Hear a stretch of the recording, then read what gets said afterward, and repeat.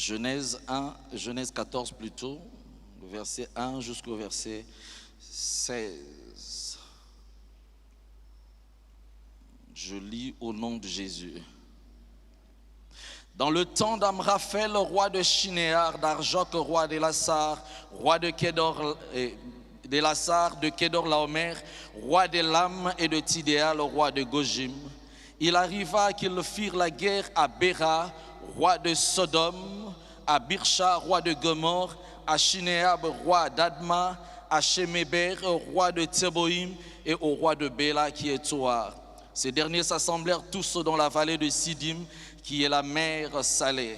Pendant 12 ans, ils avaient été soumis à Kédor-Laomer, et la 13e année, ils s'étaient révoltés.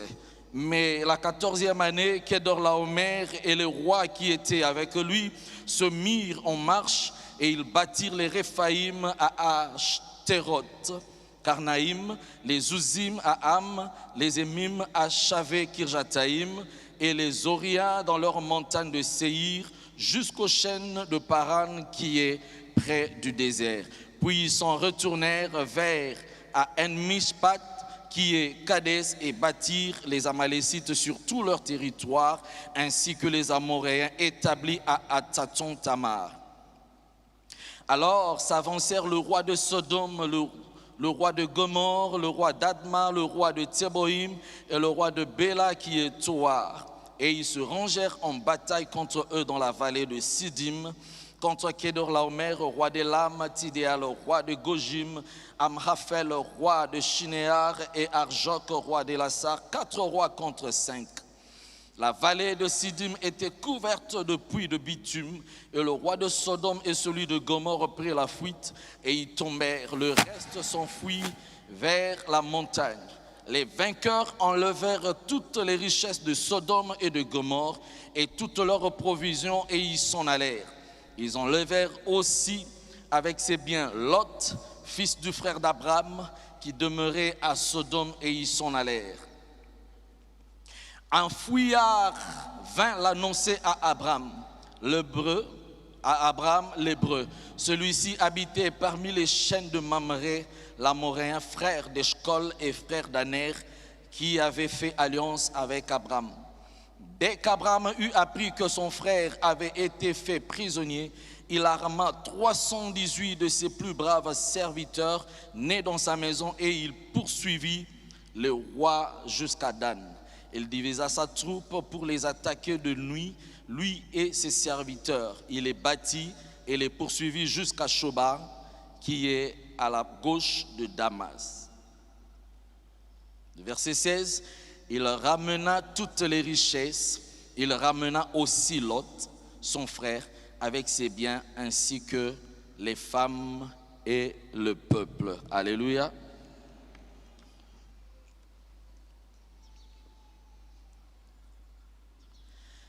Alors ce matin, le thème que j'aimerais nous proposer s'intitule comme suit. Ne crains rien, il y a un intercesseur pour toi. Ne crains rien, il y a un intercesseur pour toi.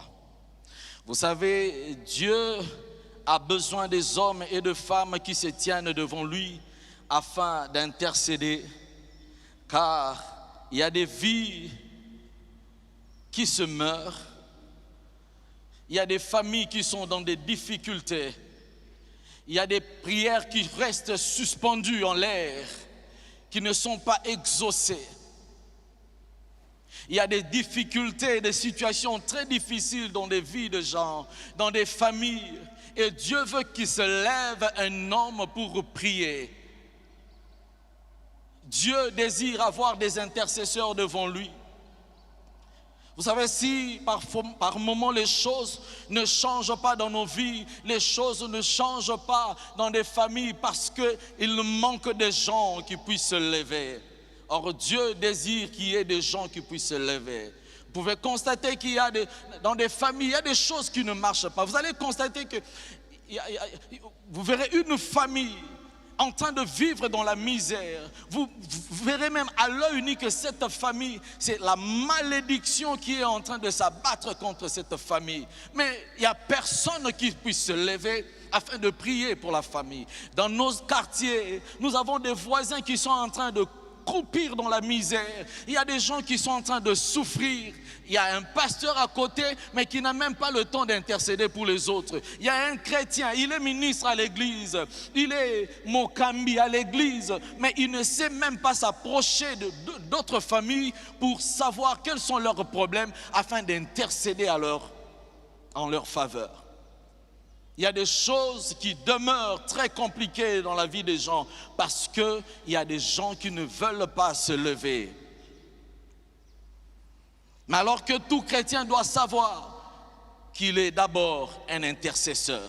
Nous sommes d'abord des intercesseurs, les uns pour les autres. Ézéchiel chapitre 22, verset 30 dit: je cherche parmi eux un homme qui élève un mur, qui se tienne à la brèche devant moi en faveur du pays, afin que je ne le détruise pas, mais je n'en trouve pas. Ça, c'est Dieu. Il est à la quête d'un homme qui puisse se lever. Pourquoi il le dit? Parce qu'Israël a péché et Dieu il est en colère. Dieu cherche à frapper Israël. Mais pour ne pas frapper Israël, Dieu a besoin d'un homme qui puisse se lever afin d'intervenir pour Israël. Dans nos familles, il y a des gens qui sont en train de souffrir. Il y a des gens qui sont punis. Dieu les a punis. Pour ne pas le punir, Dieu cherche un homme pour que cette famille ne soit pas dans la misère. Dieu cherche un homme qui puisse se lever en faveur des gens. Mais nous n'en trouvons pas. Dieu ne trouve pas des gens de bonne foi qui puissent se présenter devant Dieu pour dire: voici, je me présente, afin de pouvoir intercéder pour les autres. Nous sommes avant tout des intercesseurs. Mais pourquoi les chrétiens ne veulent pas se lever afin d'intercéder pour les autres? Premièrement, par ignorance. Les gens ignorent qu'ils sont intercesseurs des autres. C'est par ignorance. Tu es l'intercesseur de ta famille. C'est pas pour rien que Dieu t'a choisi. C'est pas pour rien que Dieu t'a mis de côté. C'est pas pour rien que tu es né dans cette famille. Toi qui connais le Seigneur, lorsque les autres sont en train de souffrir, c'est à toi de te lever afin d'intervenir pour ta famille. Les gens ne savent pas qu'ils sont intercesseurs. Deuxièmement, c'est par égoïsme. Les gens ne voient que leurs propres intérêts. Toi, tu as la bonne vie, tu es marié, tu as des enfants, mais tu ne sais pas à tes côtés là, il y a une femme qui n'a jamais conçu. À l'église même, celui ou celle qui est à tes côtés, tu sais qu'il n'a pas de travail, tu sais qu'il est en train de croupir dans la misère. Est-ce que tu t'es déjà donné la peine de connaître la personne qui est à tes côtés, de connaître un peu sa vie? Est-ce que comment tu vis? Tu travailles ou tu ne travailles pas? Tu étudies ou bien tu n'étudies pas? C'est par égoïsme, parce que les gens veulent que les autres dépendent d'eux. Et pourtant, si tu pries pour ta famille, toute la famille est bénie. Toi, tu es épargné de certaines dépenses. Alléluia. Et des fois, ça fait du bien. Les gens pensent que ça fait du bien. Oui, Nazali Kondi à famille, c'est tout le monde qui m'appelle. Et Yaya, rentrée scolaire. Et Yaya, je n'ai pas ça. Yaya, donne-moi ça. Et ça te fait du bien. Mais on est en train de te faire souffrir. On va t'épuiser.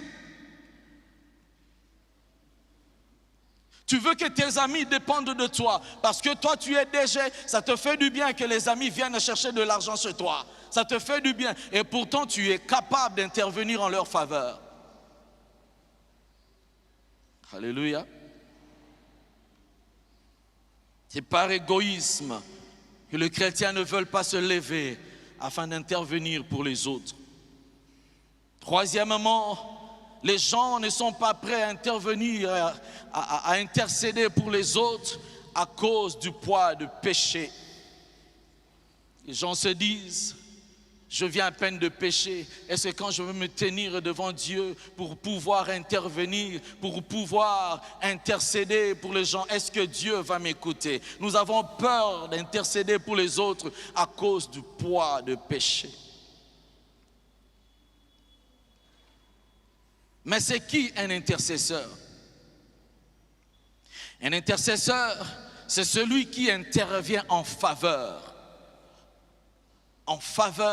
de quelqu'un.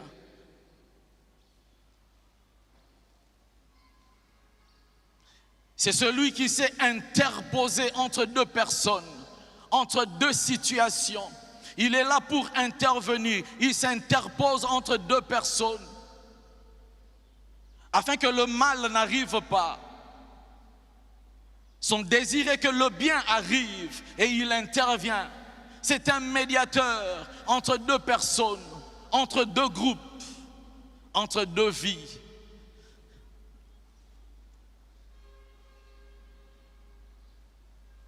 Et nous devons savoir que Dieu nous a placés aussi sur cette terre comme des intercesseurs. Nous devons intercéder, porter le poids des autres. Quel est son rôle? Il se tient à la brèche devant le Seigneur pour plaider en faveur du coupable. Lorsque quelqu'un a péché, l'intercesseur est là. Il vient plaider la cause de cette personne pour qu'il ne soit pas frappé. Il présente à Dieu les fardeaux des autres comme si c'était ses fardeaux à lui. C'est un autre qui est en train de souffrir. C'est un autre qui a des fardeaux. Mais l'intercesseur vient prendre ces fardeaux-là et présenter ça à l'Éternel comme si c'était son fardeau à lui. Il voit que cette femme n'arrive pas à mettre au monde. Ce foyer est sur le point de se disloquer. Mais un vrai intercesseur, il va prendre ça. Seigneur, regarde ce foyer. Je ne veux pas, Seigneur, qu'il se sépare. Je refuse le divorce pour ce foyer. Est-ce que nous avons le temps de faire ça? Ou bien tu te dis, moi je vis bien. Mais ma charge nae. Il rappelle à Dieu ses promesses et faveurs des hommes, en faveur des hommes. Il voit une famille en train de souffrir. Il va devant Dieu. Seigneur, ce n'est pas toi qui as donné des promesses. C'est lui qui croit en toi, il aura la vie. Éternel Dieu, n'est-ce pas, c'est toi qui as dit, tu m'invoqueras et je te répondrai. Il rappelle à Dieu ses promesses en faveur des hommes. Seigneur, voilà cette femme qui est en train de souffrir avec ses enfants. Le mari est parti. Seigneur, c'est toi qui es capable de prendre en charge ces orphelins. Il implore ou rappelle à Dieu ses compassions en faveur des hommes. Il va devant Dieu, Seigneur, aie compassion de cette personne. Il a péché, elle a péché, mais aie pitié de lui. Pardonne ses péchés, relève-les encore. Est-ce que nous avons le temps de le faire?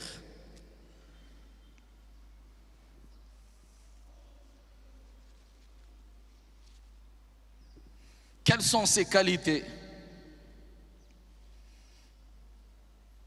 Un intercesseur, c'est quelqu'un qui est consacré à Dieu.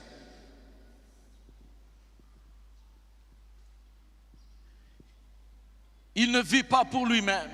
Sa vie est entre les mains du Seigneur. C'est Dieu qui contrôle sa vie.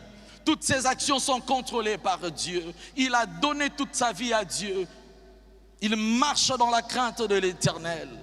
Romains chapitre 12 verset 1 dit, je vous exhorte donc, frères, par les compassions de Dieu, à offrir vos corps comme un sacrifice vivant, saint, agréable à Dieu, ce qui sera de votre part un culte raisonnable. Un vrai intercesseur, c'est celui qui a donné sa vie à Dieu. Deuxièmement, il est rempli du Saint-Esprit. Il marche selon l'esprit. Galates chapitre 5 verset 16 dit, je dis donc marchez selon l'esprit et vous n'accomplirez pas les désirs de la chair.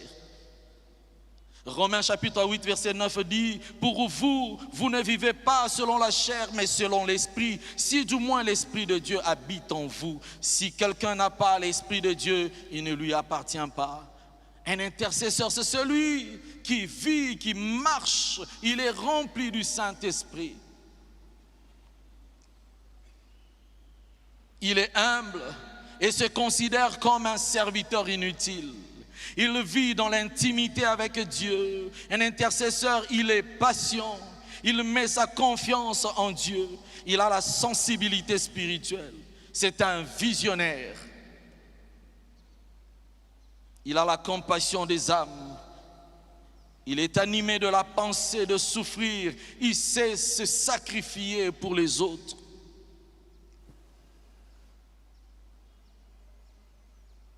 Un intercesseur, c'est celui qui sait se lever. Il prie pour les âmes. Il a la compassion des âmes. Lorsque les âmes se perdent, l'intercesseur se lève. On est ici à l'église. Combien intercèdent pour les âmes perdues? Ou bien quand nous venons ici à l'église, nous rentrons, c'est fini. Nous attendons peut-être mercredi, jeudi et dimanche. Mais est-ce que nous avons le temps d'intercéder pour les âmes perdues?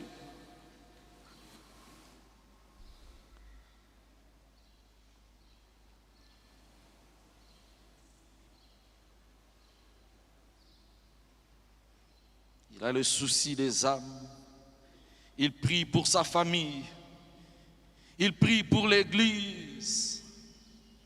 Est-ce que nous prions pour l'église? Dieu nous a établi des intercesseurs. Ce n'est pas que lorsque vous voyez que les choses ne marchent pas à l'église, vous donnez la faute aux autres, vous jetez la faute aux autres. Mais alors que vous aussi, vous avez une part à accomplir, vous devez prier. Quand les choses ne marchent pas, à l'église, quand les choses ne marchent pas, levez-vous, intercédez pour l'église, intercédez pour les serviteurs de Dieu, intercédez pour les âmes. Un intercesseur intercède, il prie même pour le pays.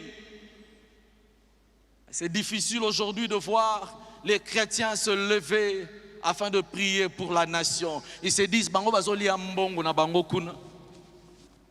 Et moi, je vais me démerder pour prier. Je vais prier pour eux. Et puis, ils vont manger de l'argent. Et moi, ma famille, nous sommes en train de souffrir. Écoutez ce que dit 1 Timothée chapitre 2, versets 1 à 2. J'exhorte donc, avant toute chose, à faire des prières, des supplications, des requêtes, des actions de grâce pour tous les hommes. Verset 2. Pour les rois et pour tous ceux qui sont élevés en dignité, afin que nous menions une vie paisible et tranquille en toute piété et honnêteté. Dieu cherche des gens qui puissent se lever. Dieu cherche des gens qui puissent intercéder en faveur de pays, en faveur des nations, en faveur de l'Église, en faveur des autorités établies. Bien-aimé dans le Seigneur, tu dois le savoir ce matin que tu es avant tout un intercesseur. Tu dois intercéder pour ta famille, tu dois te lever et prier même pour les serviteurs de Dieu et les âmes perdues. Tu dois te lever et prier pour les foyers qui sont en train de souffrir. Lorsqu'un intercesseur ouvre sa bouche, le ciel entend et s'ouvre. Et par sa prière, les choses changent. Un intercesseur, quand il demande à Dieu, Dieu ne lui prive rien. Il crie à Dieu et Dieu fait descendre sa gloire. Dieu ne reste pas insensible à la prière d'un vrai intercesseur. Frères et sœurs, un intercesseur est même capable de calmer la colère de Dieu. Des gens comme Moïse, il a pu calmer la colère de Dieu. Les enfants d'Israël ont eu affaire ils ont fabriqué le veau d'or. Dieu s'est fâché, il a dit, je vais tuer tout ce peuple, mais toi, je ferai de toi une grande nation. Et Moïse va devant Dieu et lui dit, Seigneur, si tu fais ça, tous les peuples de la terre se moqueront de toi. Ils diront, il n'avait pas la force de les mener où il voulait. Il a supplié l'Éternel et la colère, la fureur de Dieu s'est calmée. Bien-aimés dans le Seigneur, Dieu nous a donné ce pouvoir de nous lever afin d'intercéder. Quand tu vas élever ta voix, la colère de Dieu va se calmer. Amen.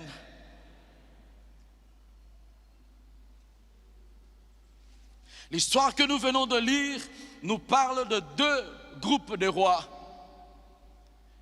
Ils se sont mis en bataille. C'était une guerre de positionnement. Le premier groupe, c'est le groupe du roi Kedorlaomer ainsi que ses alliés. Et le deuxième groupe, c'était le roi dont faisait partie le roi de Sodome et le roi de Gomorrhe. Alors, ils s'étaient déjà battus et pendant 12 ans, le deuxième groupe des rois de Sodome et Gomorrhe, ils étaient assujettis, complètement assujettis par le premier groupe, celui de Kedorlaomer. Mais alors, la 13e année, ils se sont révoltés. Ils se sont dit non, nous n'allons pas continuer comme ça. Ils se sont révoltés. Et alors le premier groupe s'est dit, avant de combattre ces gens qui viennent de se révolter, nous allons d'abord bien nous préparer. Ils ont monté de l'autre côté, ils ont combattu. Et puis après, ils sont descendus. Et à la 14e année, ils vont se mettre en bataille. Ils ont combattu, ils ont commencé à se battre. Ils se sont battus. Et comme dans une guerre, il y a toujours un gagnant et aussi un perdant.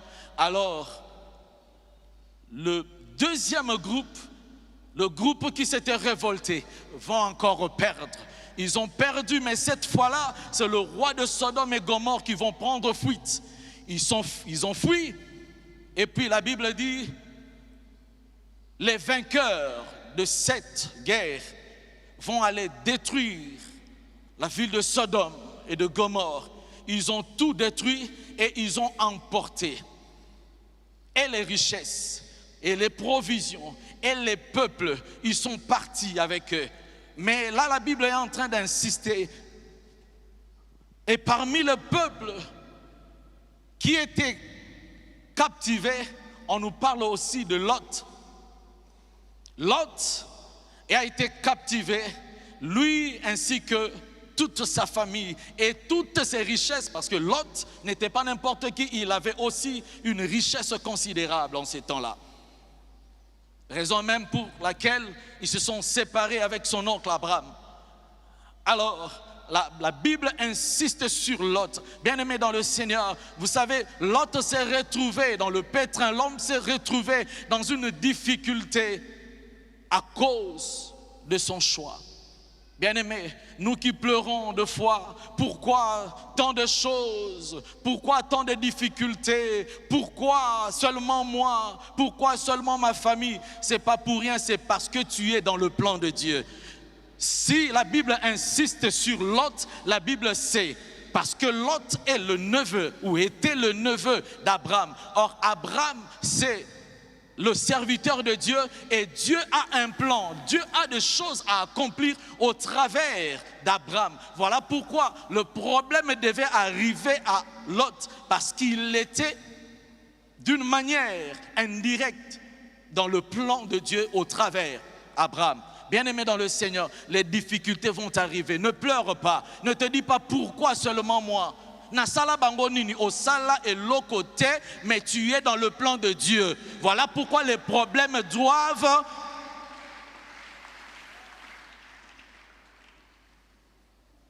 frères, nous subirons des combats. Il y a plusieurs raisons qui feront que nous puissions subir des combats. Ce n'est pas seulement parce que nous avons péché. Ne te dis pas, est-ce que j'ai péché? Tu n'as pas péché. Mais il y a plusieurs causes, tu dois combattre. Les gens peuvent te haïr à cause de ton intelligence, à cause de la grâce de Dieu sur ta vie. Alléluia. Il y a plusieurs causes. Parce que dans la vie, nous allons subir, que tu le veuilles ou pas, il y aura des problèmes dans notre vie. Mais ne pleure pas, parce que tu es dans le plan de Dieu. Les problèmes arrivent pour trouver des solutions. Et c'est Dieu qui permet de fois que les problèmes nous arrivent. Alléluia. Lot s'est retrouvé captif, pas parce qu'il avait péché, mais parce qu'il avait fait un mauvais choix. Il y a des problèmes qui nous arrivent comme ça. Ce ne sont pas nos combats. Lot se retrouve captif, premièrement, parce qu'il y a eu guerre de positionnement. Il y a des gens qui cherchent le pouvoir, mais pour avoir le pouvoir, il faut que des vies meurent. Vous verrez dans une famille un papa qui va contracter des alliances mystiques et il va dire: donnez-moi l'argent, donnez-moi le pouvoir, mais prenez le mariage de mes enfants, prenez toutes les chances de mes enfants. Et tu es là en train de souffrir, tu te dis: pourquoi seulement moi? Ce n'est pas toi, c'est le péché de papa et de maman. C'est la guerre de positionnement. L'autre se retrouve captif.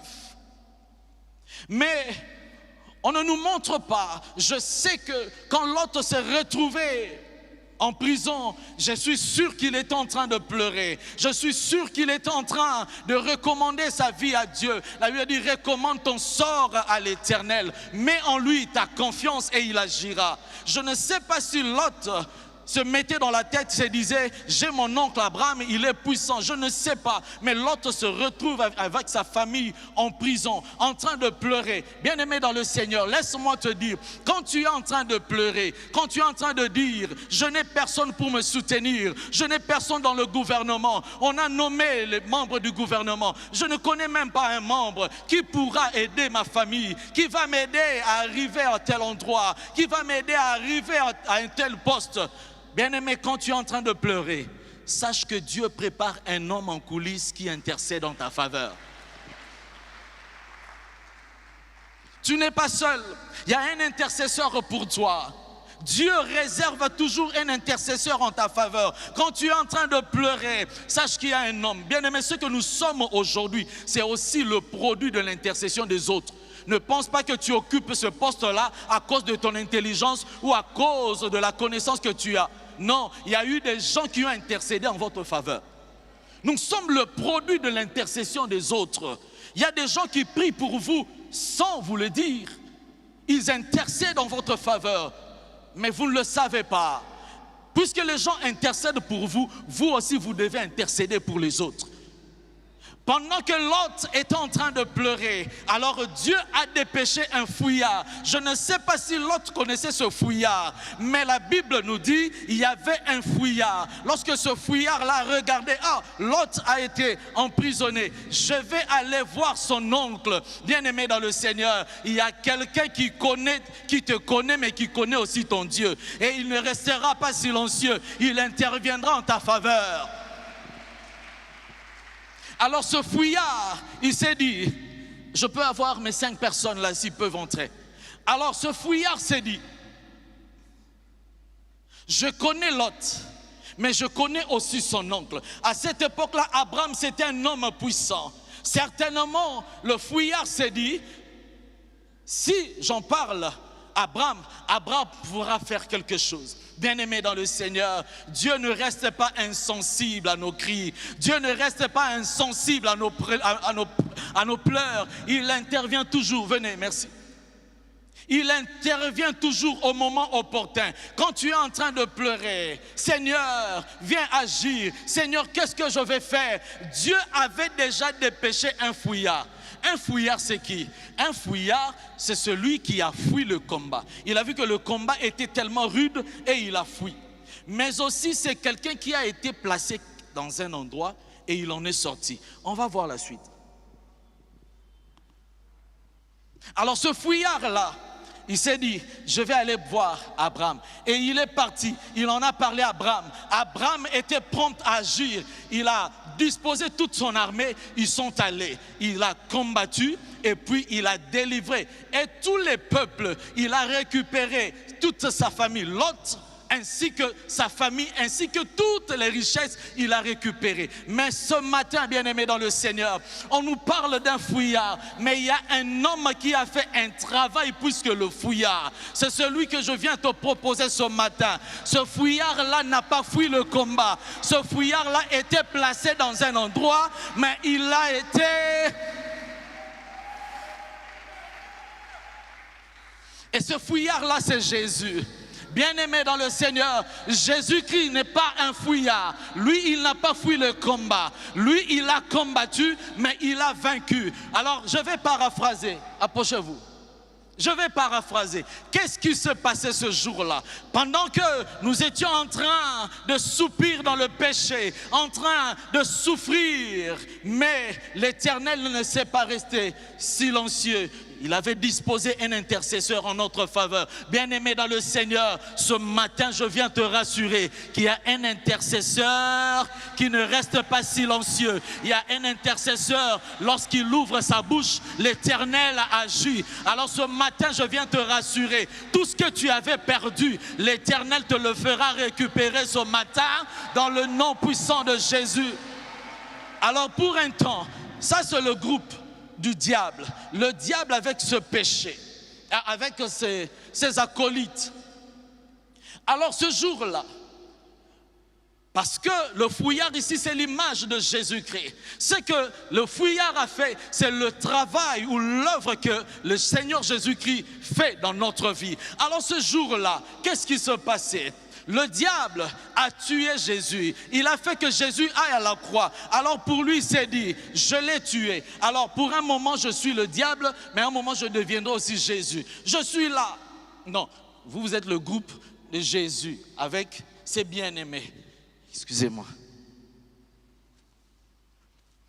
Alors ce jour-là, Christ est monté à la croix. Alors le diable, avec ses acolytes, ils étaient dans la joie. Le premier jour, mon cher, on l'a tué, hein? On est dans la joie. Il pensait que c'était lui le sauveur de l'humanité. Il est venu me trouver ici, c'est moi qui est en train de régner sur la terre. Alors le diable est en train de régner, il se disait, non, il est mort. Le premier jour, ils étaient en train de festoyer. Non, mais il est parti, hein? On l'a tué, il est parti. Maintenant, c'est nous qui décidons sur la terre. Mais le premier jour, c'était comme ça. Le deuxième jour, ils étaient toujours dans la joie. Mais le troisième jour, bien-aimé dans le Seigneur, ils ne savaient pas qu'il y avait quelque chose qui est en train d'être accompli. Le troisième jour, ils étaient dans la salle en train de festoyer dans la réunion. Mais le troisième jour, ils ont senti que la terre était en train de bouger. Alors le diable pose la question à ses bien-aimés ou à ces gens. Mais qu'est-ce qui se passe? J'entends la terre en train de trembler. Qu'est-ce qui se passe? Et eux aussi ils disent, nous ne savons pas. Alors le diable pose la question à ces gens. Est-ce que tout le monde est là? Tous les démons sont là. On lui dit oui, tout le monde est là. Le démon tel, il est là. Il dit oui. Le démon tel, il est là. Celui qui contrôle tout, oui, il est là. Mais qu'est-ce qui fait que la terre bouge comme ça? Parce qu'il n'y a qu'une seule personne qui peut bouger la terre. Mais il est déjà mort. On a remporté la victoire sur lui. Alors, il sentait maintenant les pas qui bougeaient la terre. Et ça devenait de plus en plus intense. Mais qu'est-ce qui se passe? Alors le diable lui-même s'est dit, je vais aller ouvrir la porte. Alors lorsqu'il va ouvrir la porte, parce que Jésus n'est pas brutal, il est ordonné. La Bible a dit, voici je me tiens à la porte et je frappe. Si quelqu'un entend ma voix, ouvre la porte et je vais entrer. Alors il s'est dit, je ne vais pas brusquer. Ce jour-là, alors pendant que les pas s'intensifiait, la terre continue à trembler. La terre continue à trembler. Alors, le diable s'est dit, je vais moi-même ouvrir la porte. Et lorsqu'il vient ouvrir la porte, c'était Jésus lui-même. Alors Jésus lui dit, stop. Lorsqu'il voit Jésus, alors il s'est mis à genoux. Il est en train de remettre les clés du séjour des morts à Jésus-Christ. Jésus lui dit, remets-moi les clés du séjour des morts. Mais avant de demander cela, la Bible dit, il a dépouillé les dominations et les autorités et il les a livrées publiquement en spectacle. Mais qu'est-ce qui se passait? avant d'écraser complètement le diable, Jésus-Christ va prendre l'acte dont les ordonnances nous condamnaient. Il lui dit, remets-moi l'acte là. Remets-moi cela. Jésus va prendre l'acte dont les ordonnances nous condamnaient. Parce que le diable avait publié ça, il avait déclaré ça publiquement. Parce que le diable s'est dit, désormais, tout celui qui croira en Jésus, il sera condamné à mort. Alors il sera prisonnier. Et la première chose à faire, Christ quand il est venu, il a pris l'acte dont les ordonnances nous condamnaient, il a déchiré cela, il a annulé cela. Alors lui-même il se lève, il dit aussi publiquement, parce qu'il les a livrés publiquement en spectacle. Alors il va déclarer, tout celui qui croira en moi, il aura la vie. Mais il ne s'est pas arrêté là. Il a dit, je vous donne le pouvoir de marcher sur les serpents et les scorpions. Or, les serpents et les scorpions, c'est le diable. Et c'est... Alors, on va continuer. Et c'est maintenant là qu'ils vont commencer à piétiner. Parce que Christ a écrasé le diable à la croix. Bien-aimés dans le Seigneur, c'est comme ça que nous allons faire le diable. C'est comme ça que nous allons faire le diable. Parce que nous avons le pouvoir de marcher sur les serpents et les scorpions. Il nous a donné le pouvoir. Laisse-moi te rassurer ce matin. À chaque fois que tu pries pour ton problème, quand tu as l'impression que ça ne change pas, c'est seulement la queue qui est en train de bouger. La tête a déjà été écrasée. N'aie pas peur. La tête est écrasée. Faites ça doucement. Hein? Doucement, pardon. Faites ça doucement. La tête a déjà été écrasée. Vous savez, quand vous tuez même un lézard, il est mort. Quand vous coupez sa queue, vous verrez que sa queue va continuer à bouger. C'est la peur que le diable essaye de nous faire. Quand tu pries pour tes enfants, tu as l'impression que les choses ne marchent pas. C'est la queue, n'aie pas peur. La tête a déjà été écrasée. Il nous a donné le pouvoir. Il a dit, vous allez marcher sur les serpents, les scorpions. Bien-aimé dans le Seigneur, je viens te rassurer que Jésus-Christ est l'intercesseur parfait. Je te propose Jésus parce qu'il est l'intercesseur qui a réuni toutes les conditions d'un vrai intercesseur. Frères et sœurs, l'homme va se fatiguer. Il va intercéder en ta faveur, mais il va se fatiguer. Mais Jésus-Christ, il ne se fatiguera pas. Il a vaincu l'ennemi. Il siège à la droite du Dieu. Il siège à la droite du Dieu vivant, en train d'intercéder en notre faveur. Lorsque les problèmes arrivent, n'aie pas peur.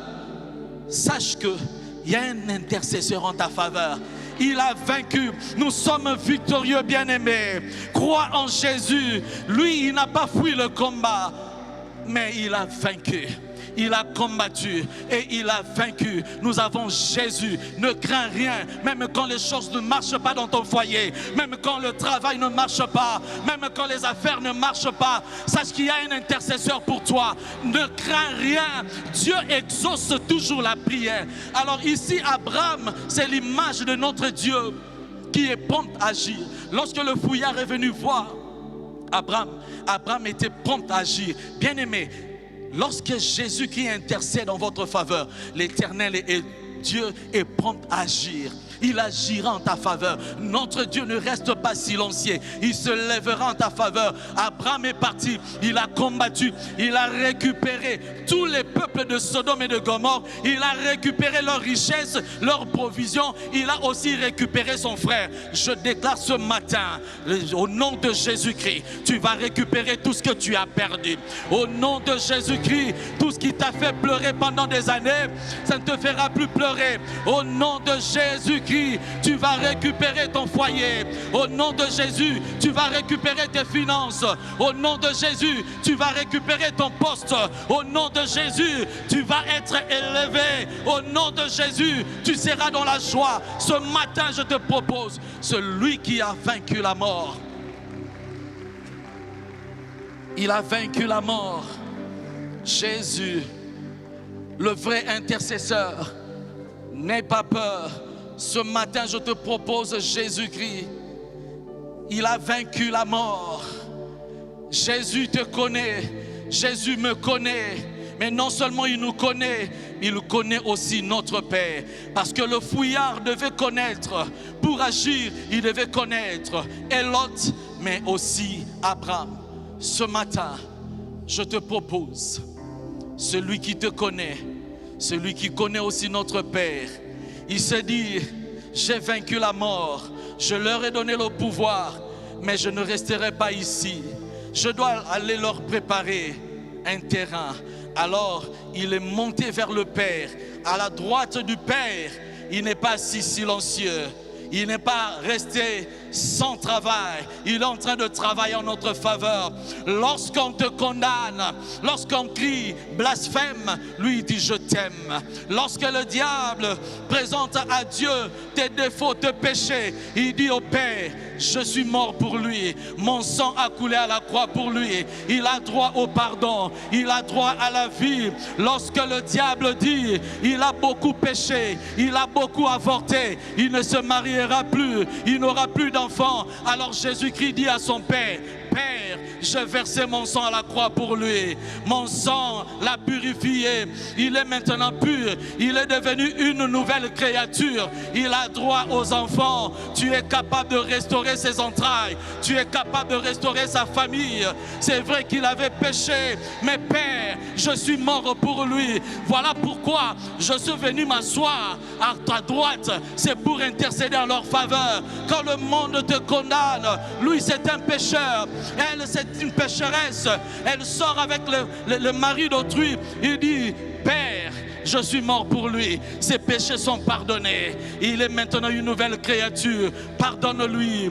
Relève-le encore. Donne-lui ce dont il a besoin. L'Éternel Dieu ne reste pas silencieux. Lorsque Jésus-Christ, l'intercesseur parfait, intercède en notre faveur. Bien-aimé, ne crains rien. Ce matin, je viens te rassurer que tu as un intercesseur. Le véritable intercesseur. Celui qui ne va pas se fatiguer de toi.